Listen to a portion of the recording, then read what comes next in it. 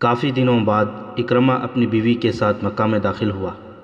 اپنے گھر جانے کے بجائے حضور اکرم صلی اللہ علیہ وسلم کے پاس گیا اور اس نے اپنے کیے کی معافی مانگ کر اسلام قبول کر لیا۔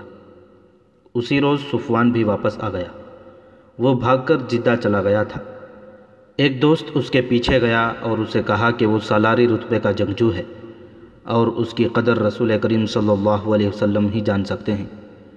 اسے یہ بھی کہا گیا کہ قبیلہ قریش ختم ہو چکا ہے۔ صفوان تلوار کا دھنی اور نامور سالار تھا۔ وہ اپنے دوست کے ساتھ مکہ آ گیا اور اس نے رسول کریم صلی اللہ علیہ وسلم کے حضور پیش ہو کر اسلام قبول کر لیا۔ ابو سفیان کی بیوی ہند ایسی عورت تھی جس کے متعلق سوچا بھی نہیں جا سکتا تھا کہ اسلام قبول کر لے گی۔ رسول کریم صلی اللہ علیہ وسلم نے اس کے قتل کا حکم دے رکھا تھا اور وہ روپوش تھی۔ ابو سفیان اسلام قبول کر چکا تھا۔ ہند کو جب پتہ چلا کہ اکرمہ رضی اللہ تعالیٰ عنہ اور صفوان رضی اللہ تعالیٰ عنہ نے بھی اسلام قبول کر لیا ہے تو وہ سامنے آ گئی۔ وہ جانتے ہوئے کہ اسے قتل کر دیا جائے گا، وہ رسول اکرم صلی اللہ علیہ وسلم کے حضور جا پہنچی۔ آپ صلی اللہ علیہ وسلم نے اسے معاف کر دیا اور وہ مسلمان ہو گئی۔ مکہ کے ارد گرد دور اور نزدیک کچھ قبائل تھے۔ ان میں بعض بت پرست تھے اور بعض توہمات کو عقیدہ بنائے ہوئے تھے۔ رسول کریم صلی اللہ علیہ وسلم نے ان کی طرف پیغام بھیجے کہ وہ اللہ کا سچا دین قبول کر لیں۔ پیغام لے جانے والے فوجی تھے، لیکن آپ صلی اللہ علیہ وسلم نے حکم دیا تھا کہ کسی پر تشدد نہ کیا جائے اور جنگی کارروائی سے گریز کیا جائے۔ مکہ کے جنوب میں تہامہ کا علاقہ تھا جہاں جنگجو قبائل بکھرے ہوئے تھے۔ ان کے متعلق خدشہ تھا کہ لڑنے پر اتر آئیں گے، اس لیے اس علاقے میں فوج کا ایک دستہ بھیجا گیا اور اس کی کمان خالد رضی اللہ تعالیٰ عنہ کو دی گئی۔ تمام کا تمام دستہ گھوڑ سوار تھا۔ اس میں بنو سلیم کے آدمی بھی تھے اور مدینہ کے بھی۔ خالد رضی اللہ تعالیٰ عنہ کو مکہ سے تقریباً 50 میل دور ملمیلم کے مقام تک جانا تھا۔ خالد رضی اللہ تعالیٰ عنہ اپنے سوار دستے کے ساتھ روانہ ہو گئے۔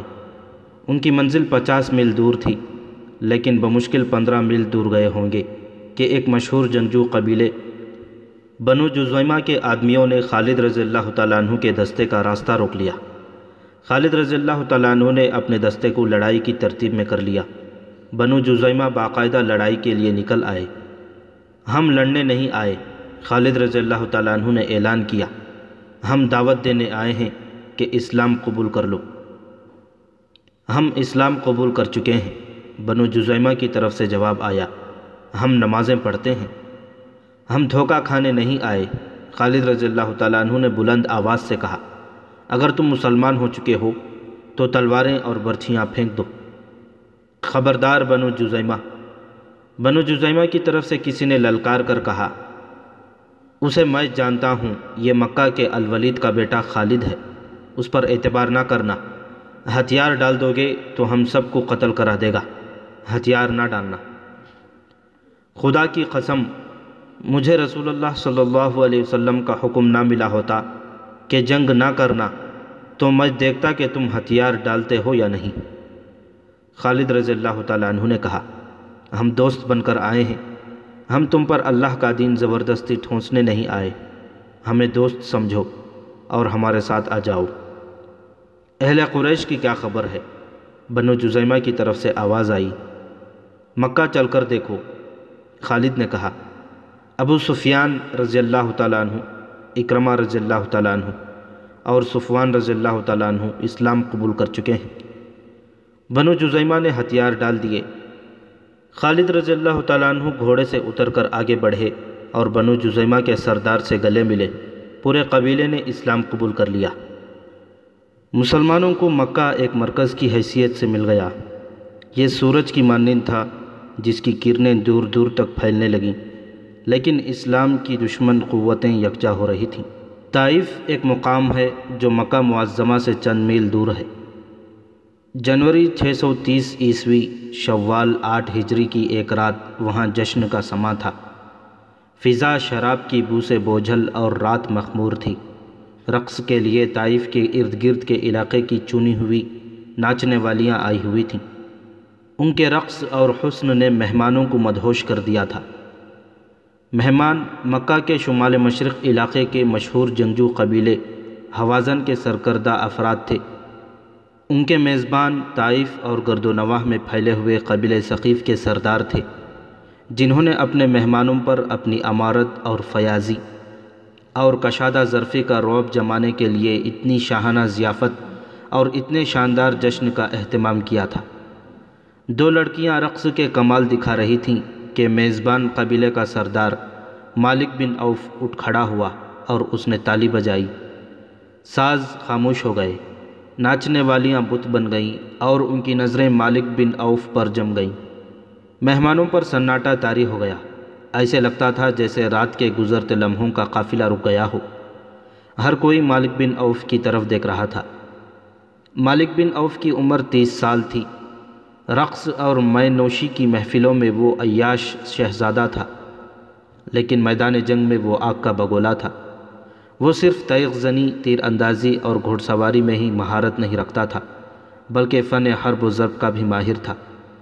انہی اوصاف کی بدولت وہ قبیلے کا سالار تھا۔ جنگ کے معاملے میں وہ انتہا پسند تھا، یوں لگتا تھا جیسے ٹھنڈے دل سے سوچنا اسے آتا ہی نہیں۔ اس کی جنگی چالیں اس کے دشمن کے لیے بڑی خطرناک ہوتی تھیں۔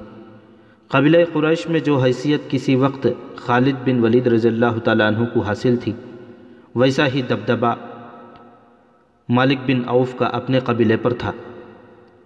ہم نے بہت کھا لیا ہے، مالک بن عوف نے رقص رکوا کر میزبانوں اور مہمانوں سے خطاب کیا۔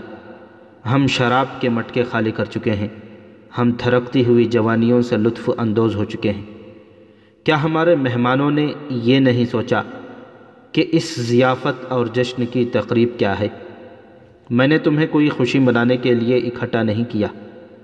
اے اہل حوازن، میں نے تمہاری غیرت کو جگانے کے لیے تمہیں اپنے ہاں بلایا ہے۔ حوازن کی غیرت سوئی کب تھی مالک بن عوف؟ قبیلہ حوازن کے ایک سردار نے کہا۔ بتا ہماری غیرت کو کس نے للکارا ہے؟ مسلمانوں نے، مالک بن عوف نے کہا۔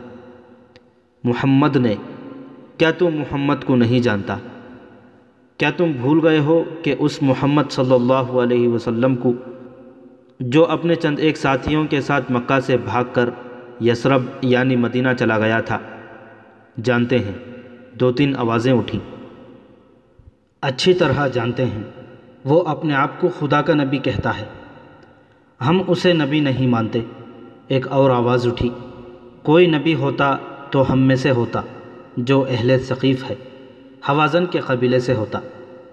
وہ نبی ہے یا نہیں؟ مالک بن عوف نے کہا۔ میں تمہیں یہ بتانا چاہتا ہوں کہ جس مکہ سے محمد بھاگا تھا، اس مکہ کا اب وہ حاکم ہے۔ مکہ میں اس کا حکم چلتا ہے اور اس کی جنگی طاقت بڑھتی جا رہی ہے۔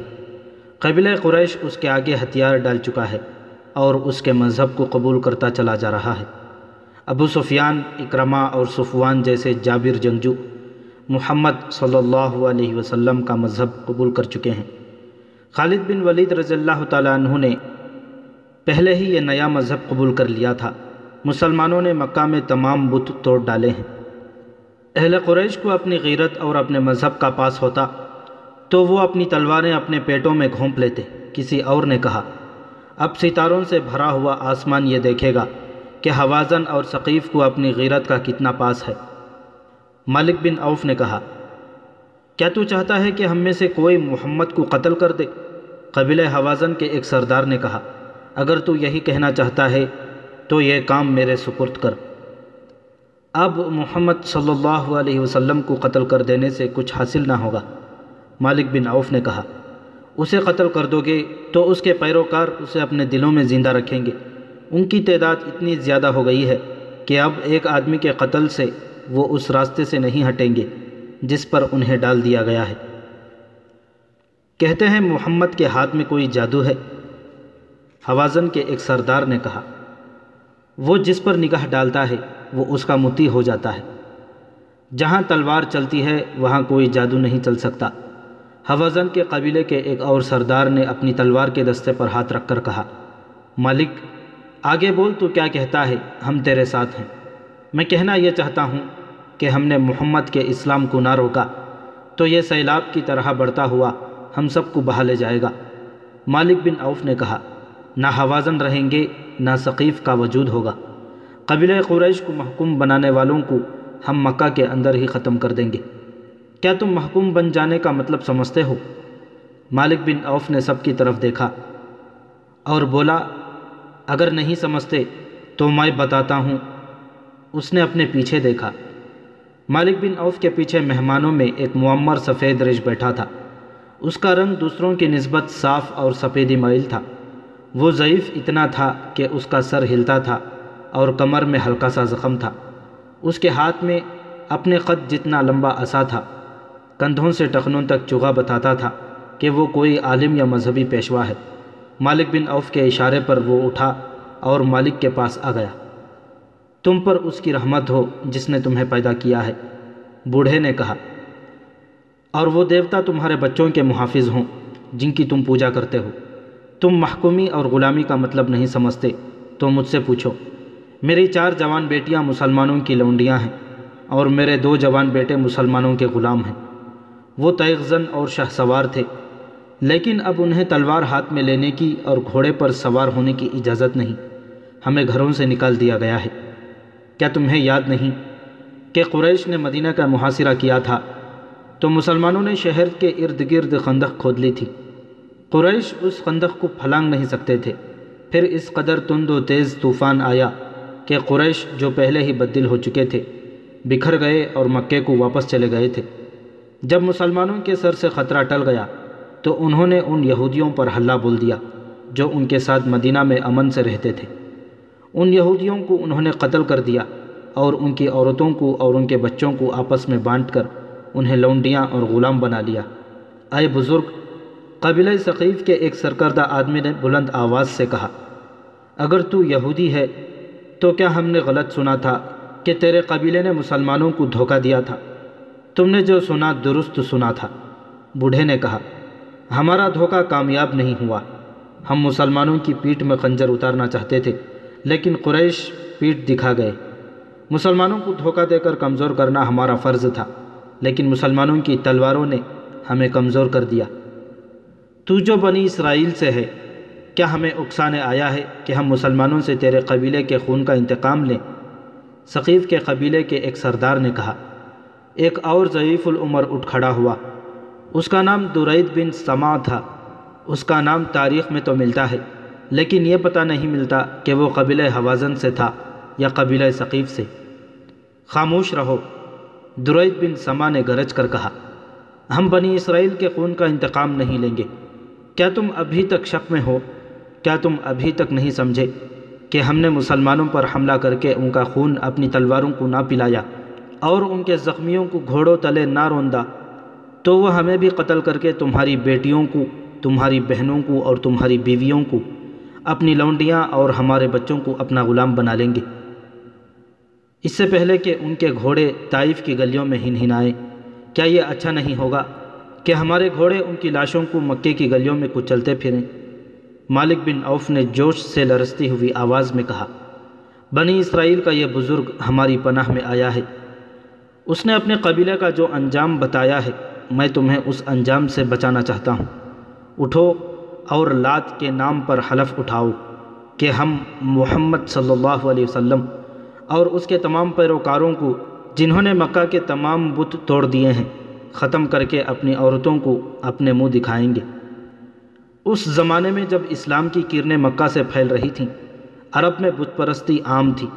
وہ خدا کو بھی مانتے تھے لیکن خدا تک رسائی حاصل کرنے کے لیے وہ بتوں کے آگے ہاتھ پھیلاتے تھے۔ ان کا عقیدہ تھا کہ بتوں کو راضی کیے بغیر خدا کو راضی نہیں کیا جا سکتا۔ بتوں کی خوشنودی کے لیے وہ کچھ رسمیں ادا کرتے تھے۔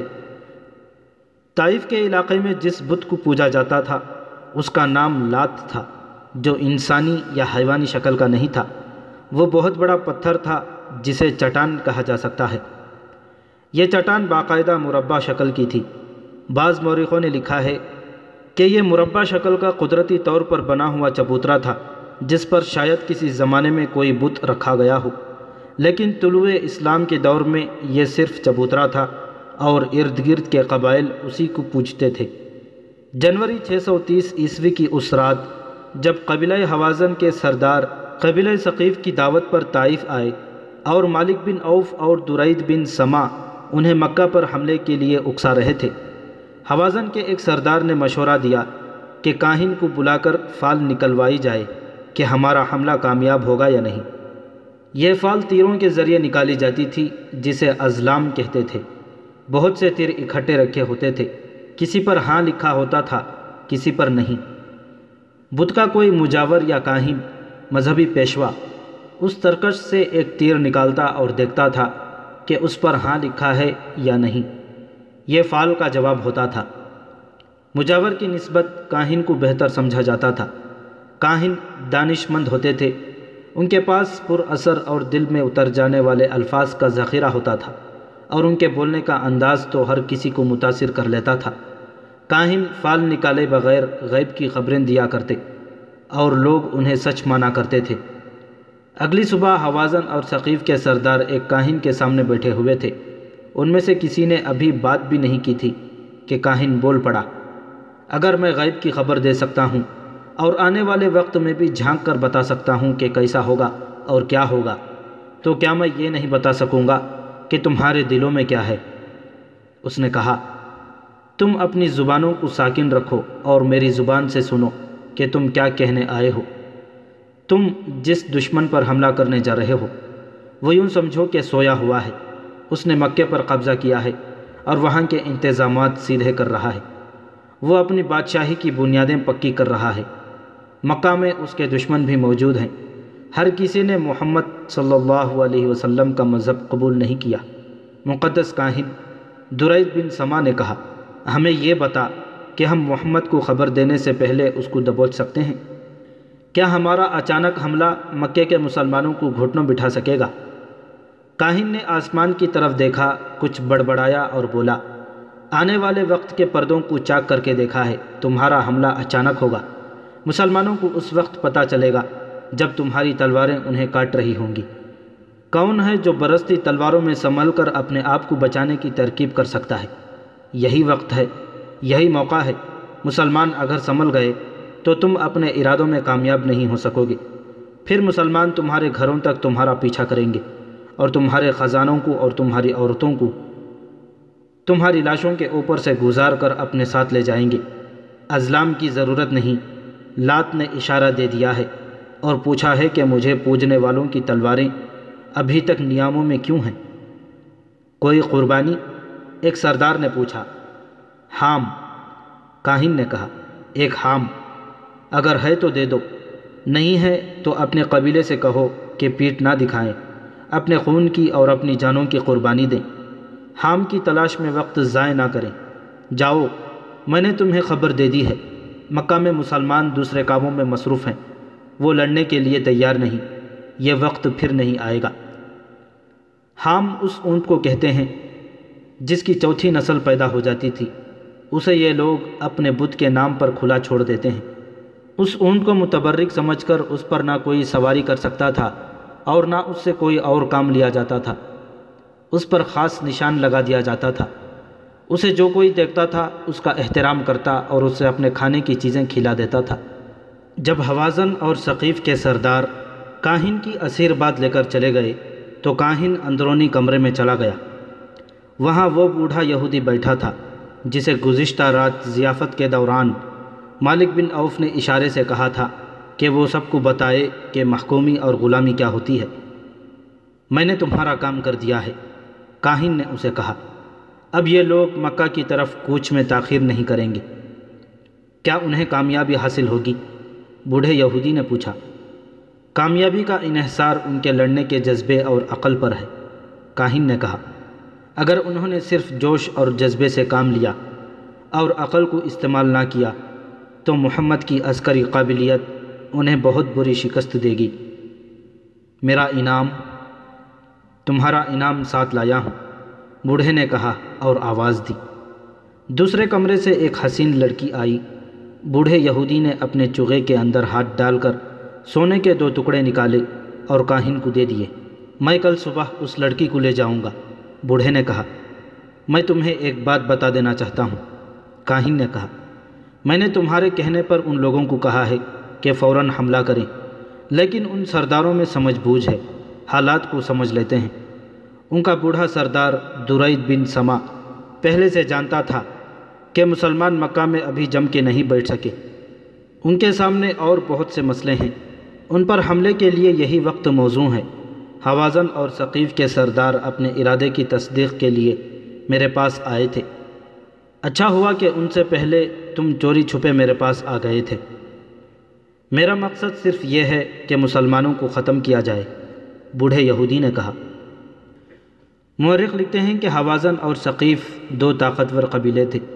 مسلمانوں نے مکہ فتح کر لیا تو ان دونوں قبیلوں کو یہ خطرہ محسوس ہوا کہ دونوں کے لوگ الگ الگ بستیوں میں رہتے ہیں اور بستیوں کی تعداد زیادہ ہے اور یہ ایک دوسری سے دور دور بھی ہیں۔ مسلمان ہر بستی پر قابض ہو کر دونوں قبیلوں کو ٹکڑے ٹکڑے کر دیں گے۔ انہوں نے سوچا کہ قبیلوں کو متحد کر کے مسلمانوں پر حملہ بول دیا جائے۔ دونوں قبیلے لڑنے والے آدمیوں کو ساتھ لے کر حنین کے قریب اوتاس کے مقام پر لے گئے۔ ان کے سرداروں نے چھوٹے چھوٹے کئی اور قبائل کو اس قسم کے پیغام بھیج کر کہ مسلمان ان کی بستیوں کو تباہ و برباد کرنے کے لیے آ رہے ہیں، اپنے اتحادی بنا لیا تھا۔ اس متحدہ لشکر کی تعداد 12,000 ہو گئی۔ اس کا سپہ سالار مالک بن عوف تھا۔ اس نے لشکر کے ہر آدمی کو اجازت دے دی تھی کہ وہ اپنے بیوی بچوں اور مویشیوں کو ساتھ لے آئے۔ اس نے اس اجازت کا جواز یہ پیش کیا تھا کہ مکہ کا محاصرہ بہت لمبا بھی ہو سکتا ہے۔ اگر ایسا ہوا تو لشکریوں کو اپنے بیوی بچوں اور مویشیوں کا غم ہوگا کہ معلوم نہیں کیسے ہوں۔ اس اجازت سے تقریباً سب نے فائدہ اٹھایا تھا۔ اس طرح جتنا لشکر لڑنے والوں کا تھا اس سے کہیں زیادہ تعداد عورتوں اور بچوں کی تھی، اونٹ بھی بے شمار تھے۔ درید بن سما بہت بوڑھا تھا، وہ میدان جنگ میں جانے کے قابل نہیں تھا، لیکن لڑنے اور لڑانے کا جو تجربہ اسے تھا وہ اور کسی کو نہیں تھا۔ سپہ سالار مالک بن عوف کو بنایا گیا تھا، لیکن اس میں خوبی صرف یہ تھی کہ وہ بہت جوشیلا تھا۔ درید کو اس کے تجربے کی وجہ سے بلایا گیا تھا۔ درید بن سما اس وقت اس لشکر میں شامل ہوا جب لشکر اوتاس کے مقام پر قیمہ زن تھا۔ وہ شام کے وقت پہنچا، اسے بچوں کے رونے کی آوازیں سنائی دیں۔ اس نے بکریوں اور گدھوں کی آوازیں بھی سنیں۔ اس نے کسی سے پوچھا کہ لشکر کے ساتھ بچے، بکریاں اور گدھے کون لایا ہے؟ اسے بتایا گیا کہ سپہ سالار نے بال بچے اور مویشی ساتھ لے جانے کی نہ صرف اجازت دی ہے بلکہ انہیں ساتھ لانے کی حوصلہ افزائی کی ہے۔ مالک، درید بن سما نے مالک بن عوف کے خیمے میں جا کر پوچھا، یہ تو نے کیا کیا ہے؟ میں نے ایسا لشکر پہلی بار دیکھا ہے جو لڑنے والے لشکر کے بجائے نقل مکانی کرنے والوں کا قافلہ معلوم ہوتا ہے۔ مجھے تمہاری جنگی فہم و فراست پر ذرا سا بھی شک نہیں ہے میرا بزرگ، مالک بن عوف نے کہا، لیکن میں نے جو سوچا ہے وہ تم ساری عمر نہیں سوچ سکتے۔ میں نے لشکریوں سے کہا تو یہ ہے کہ محاصرہ لمبا ہو جانے کی صورت میں انہیں اپنے اہل و عیال اور مال مویشی کے متعلق پریشانی پیدا ہو جائے گی، لیکن میں نے سوچا کچھ اور ہے۔ میں مکہ کو محاصرے میں نہیں لوں گا بلکہ یلغار کراؤں گا۔ مسلمانوں کو ہم بے خبری میں جالیں گے۔ تمہیں معلوم ہے کہ لڑنے میں مسلمان کتنے تیز اور عقل مند ہیں۔ وہ پینترے بدل بدل کر لڑیں گے۔ ہو سکتا ہے ہمارے آدمی ان کی بے جگری کے آگے ٹھہر نہ سکیں۔ وہ جب دیکھیں گے کہ ان کی عورتیں اور جوان بیٹیاں اور بچے اور دودھ دینے والے مویشی بھی ساتھ ہیں تو وہ انہیں بچانے کے لیے جان کی بازی لگا کر لڑیں گے اور زیادہ بہادری سے لڑیں گے، بھاگیں گے نہیں۔ تجربہ عمر سے حاصل ہوتا ہے مالک، درید نے کہا۔ تیرے پاس جذبہ ہے، غیرت ہے، جرأت ہے، لیکن عقل تیری ابھی خام ہے۔ لڑائی میں ان لوگوں کا دھیان آگے نہیں پیچھے ہوگا۔ یہ یہی دیکھتے رہیں گے کہ دشمن پہلو یا عقب سے ان کے بال بچوں تک تو نہیں آ گیا۔ دشمن جب ان پر جوابی حملہ کرے گا تو یہ تیزی سے اپنی بیوی بچوں تک پہنچیں گے کہ یہ دشمن سے محفوظ رہیں۔ تو بہت بڑی کمزوری اپنے ساتھ لے آیا ہے۔ محمد صلی اللہ علیہ وسلم کی جنگی قیادت کو تو نہیں جانتا، میں جانتا ہوں۔ اس کے پاس ایک سے ایک بڑھ کر قابل سالار ہے۔ وہ تیری اسی کمزور رگ پر وار کریں گے۔ وہ کوشش کریں گے کہ تیرے لشکر کی عورتوں اور بچوں کو یرغمال میں لے لیں۔ انہیں دور پیچھے رہنے دو اور مکے کو کوچ کرو۔ احترام کے قابل بزرگ مالک بن عوف نے کہا، تم بہت پرانی باتیں کر رہے ہو۔ تم نے محسوس نہیں کیا کہ اتنی لمبی عمر نے تمہیں تجربوں سے تو مالا مال کر دیا ہے، لیکن عمر نے تمہاری عقل کمزور کر دی ہے۔ اگر میں سپہ سالار ہوں تو میرا حکم چلے گا، میں جہاں ضرورت سمجھوں گا تم سے مشورہ لے لوں گا۔ مورخوں نے لکھا ہے کہ درید بن سما یہ سوچ کر چپ ہو گیا کہ یہ موقع آپس میں الجھنے کا نہیں تھا۔ تم لشکر سے کچھ اور کہنا چاہتے ہو تو کہہ دو، مالک بن عوف نے کہا۔ جو کام مجھے کرنا ہے وہ میں تمہیں بتائے بغیر کروں گا، درید نے کہا۔ مجھ میں لڑنے کی طاقت نہیں رہی، لڑا سکتا ہوں۔ اس نے اپنے خیمے میں جا کر قبیلوں کے سرداروں کو بلایا اور اتنا ہی کہا، جب حملہ کرو گے تو تمہارا اتحاد نہ ٹوٹے۔ تمام لشکر سے کہہ دو کہ حملے سے پہلے تلواروں کے نیامیں توڑ کر پھینک دیں۔ عربوں میں یہ رسم تھی کہ لڑائی میں جب کوئی اپنی نیام توڑ دیتا تھا تو اس کا مطلب یہ ہوتا تھا کہ یہ شخص لڑتا ہوا جان دے دے گا، پیچھے نہیں ہٹے گا اور شکست نہیں کھائے گا۔ نیام توڑنے کو وہ فتح یا موت کا اعلان سمجھتے تھے۔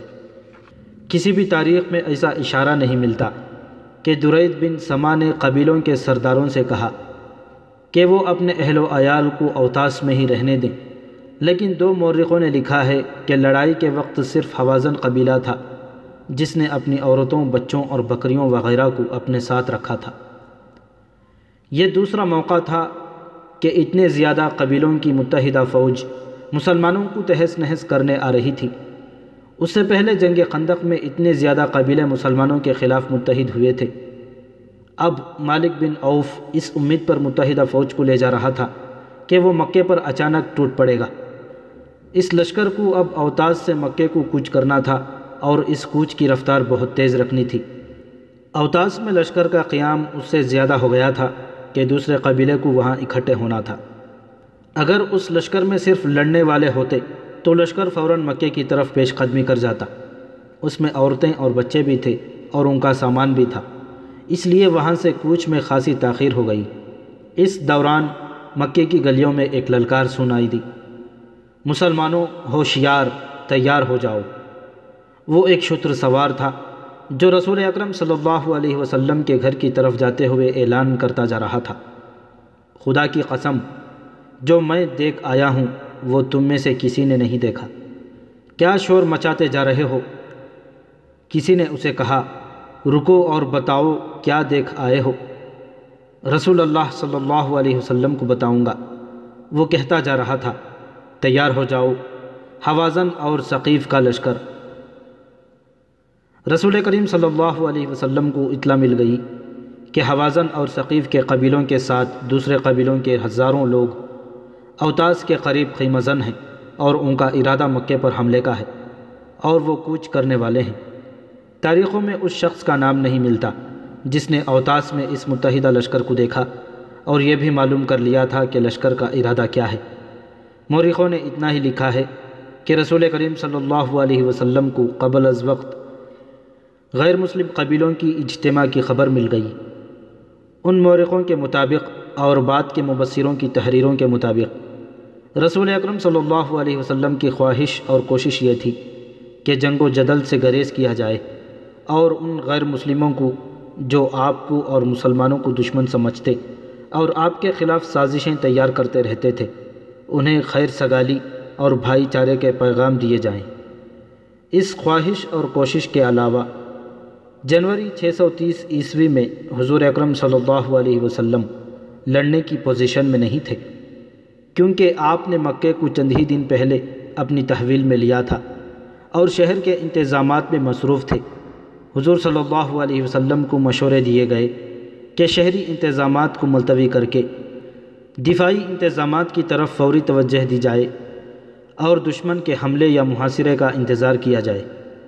رسول اللہ صلی اللہ علیہ وسلم نے مشورہ دینے والوں سے یہ کہہ کر ان کا مشورہ مسترد کر دیا کہ ہم یہاں دفاعی مورچے بنا کر ان میں بیٹھ جائیں اور جب دشمن کو خبر ملے کہ ہم بیدار ہیں اور قلعہ بند ہو گئے ہیں تو دشمن مکہ سے کچھ دور خیمہ زن ہو کر اس انتظار میں تیار بیٹھ جائے کہ ہم دفاع میں ذرا سی بھی کوتاہی کریں اور وہ شہر کو محاصرے میں لے لے، یا سیدھی یلغار کر دے تو یہ دشمن کو دعوت دینے والی بات ہوگی کہ مسلسل خطرہ بن کر ہمارے سروں پر بیٹھا رہے۔